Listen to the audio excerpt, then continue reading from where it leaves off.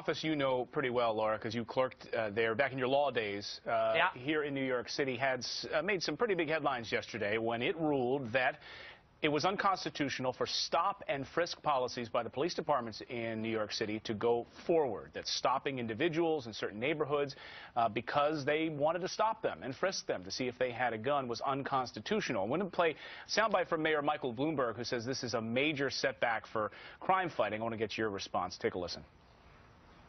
I don't think there's any question that one of the problems we have in our society today is that victims and perpetrators of crime are disproportionately young minority men. That's just a fact. That has nothing to do with, however, where we stop people. We go to where the reports of crime are. Those, unfortunately, happen to be poor neighborhoods and minority neighborhoods. But that's not the original objective or the intent or how we get there. We get there when there's a crime reported, and we will continue to do that. That is our obligation when it comes to crime fighting.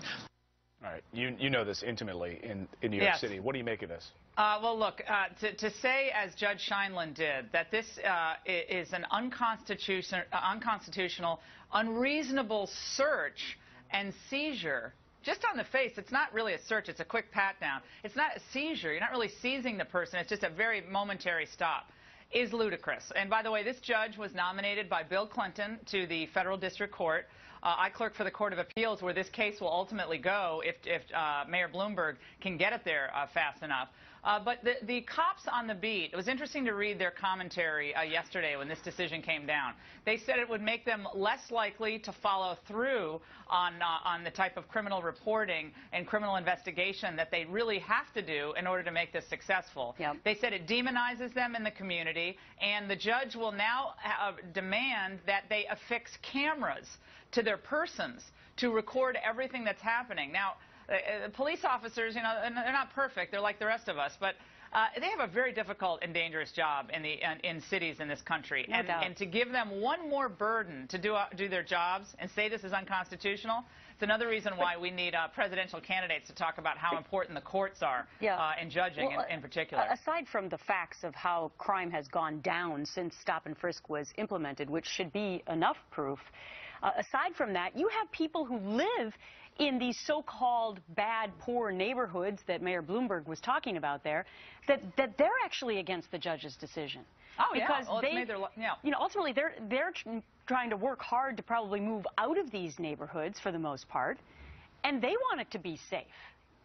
Yeah, I want the judge to move into this, and the judge should move into Bed-Stuy or up in some of the difficult areas of Staten Island, where this has made this has saved lives. This policy. Yeah, because take a look at your screen here. I mean, this is the graphic. This is what you're talking about here. This is where the judge lives. Her neighborhood. She lives with 0 murders this past year. Robbery 68. Shooting victims 1, compared to east part of New York 8. Murders, 535 robberies, and 35 shooting victims. Yeah, but I don't even know so much if her decision was based on her own personal experience, or was it politics? No, this is liberal. This is typical evolving standards of the Constitution jurisprudence that conservatives have been talking about for decades, okay? Where a judge substitutes her own view of the world, her own utopian view of how the world should be, for the way the real life is, for the people who are trying to get by, not get killed, not get robbed, not get raped on the streets of New York. Mayor Bloomberg is exactly right. This judge is way off base in a 195-page ruling that could have been, frankly, 5 pages long. This was a constitutional measure that saved lives, and it is not an unreasonable search, nor is it an unreasonable seizure, given the crime. You are hitting on something so important for a lot of people that I just absolutely live by the Constitution. So I went through, and you know, this probable cause line in the 4th Amendment.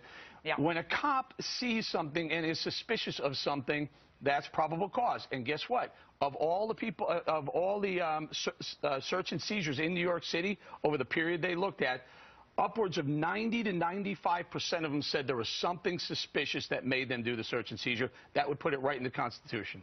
Right. So the idea that a couple of people who decided to take this case to the federal court, they were inconvenienced for what?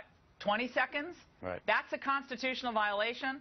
James Madison is rolling in his grave right now. It's just ridiculous. It's preposterous. But New York, wake up, because this is what is going to continue to happen at the hands of liberal judges who want to be legislators. If she wants to be a legislator, Judge Scheindlin can run for office. And I suspect she would lose in New York. And it's not just New York, because this could trickle down to other